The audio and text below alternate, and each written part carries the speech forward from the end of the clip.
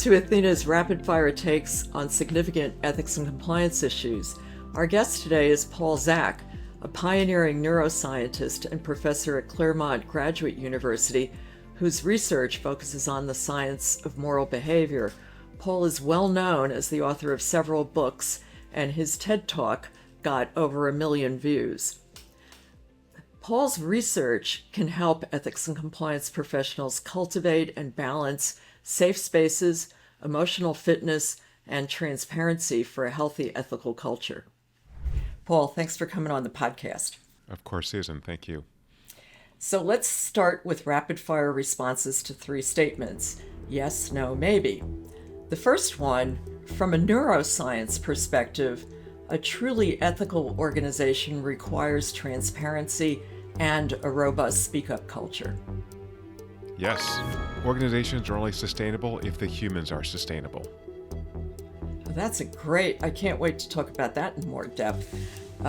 Second, ethics and HR teams should focus on making it as comfortable as possible for employees to speak up and report issues. Maybe. I think comfort is overrated. I think we want to have employees who are emotionally fit, but also challenged by the work they're doing. I look forward to unpacking that too.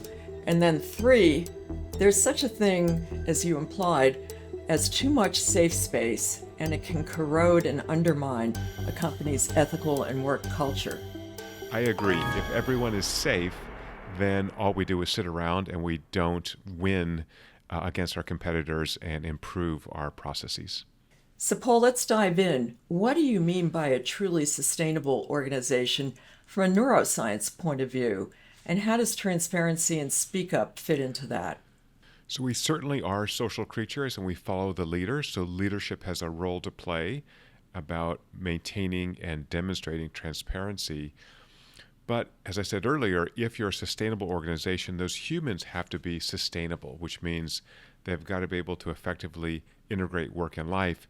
And they have to have what I call emotional fitness, the resilience to actually push boundaries, to innovate, to serve customers as well as they can. And for that, once we have transparency, we have more open communication, we have faster innovation, and we have more sustainable organizations. That's an interesting concept. It's not one that you hear a lot in the ethics and compliance space, which is emotional fitness. And in fact, a lot of writing in this area focuses on HR and management should have the goal of making the workplace as emotionally comfortable as possible. But what I hear you saying is that's not necessarily a top goal. Right, so I come back to thriving. Thriving means you have high energy, you have high, positive mood. And for that, human beings need challenges. We need to be outside of our comfort zone. We need to try new things. And in cultures where we have high level of interpersonal trust, where we have greater transparency, where we have rapid feedback, then people can take on those challenges, and when they overcome them, be celebrated, and we call those innovations. If you're comfy as possible, you're going to get the average or even a degradation of that average. And so it's important that we provide a culture in organizations where people can truly thrive by meeting these challenge goals or stretch goals. Wow, that's a very helpful explanation, especially from the point of view of HR teams and management as well. And then implicit in what you're saying, can too much focus on emotional safety actually undermine good governance and ethical behavior? It can, because people then have no incentive to speak up. If we're trying new things, if we're innovating, if we are pivoting rapidly in our industry, then we're going to make mistakes. And those are human beings. And so if we can't identify those mistakes and fix them, again, our performance is going to decline over time. And so I think psychological safety are sort of table stakes for an effective organization. If you're in a toxic environment, you don't feel comfortable in that environment, you just don't have the neurologic bandwidth to perform at your best. On the other hand, what the data show is when people are in this moderate level of safety, I'm comfortable, but I'm not too comfortable. I'm being challenged, but I'm not being so chronically stressed that I can't perform at all, then that's when we get great job satisfaction, low turnover. We actually get fewer sick days. We get people who enjoy their jobs more, greater job satisfaction. So for all those things, we need moderate levels of psychological safety and the ability for people to innovate and meet challenge goals. That makes tremendous sense. And you also mentioned rapid feedback. So if you're out there innovating or getting outside your comfort zone, it sounds like one of the roles that management should play is to help guide that process and then I assume not penalize people if they're making inevitable mistakes along the way. Yeah, it's a great point, Susan. I think, when we have children, we tell them, oh, mistakes are it's a great way to learn. But once you're an adult, you don't get to make a mistake.